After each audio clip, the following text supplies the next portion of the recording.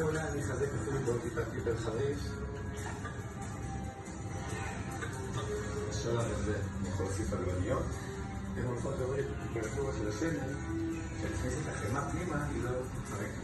אבא, יותר טוב, נכון? תוסיף צ'ילי קצת. מה? כן. יותר טוב?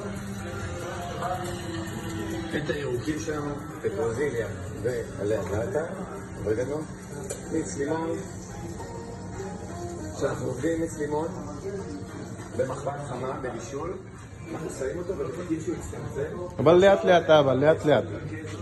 חדש. הטעם של הטעם הרבה יותר דומיננטי וטעם הרבה יותר חזק. תראו את הצבעים היפים שיש פה. אני מוסיף מעט מלח,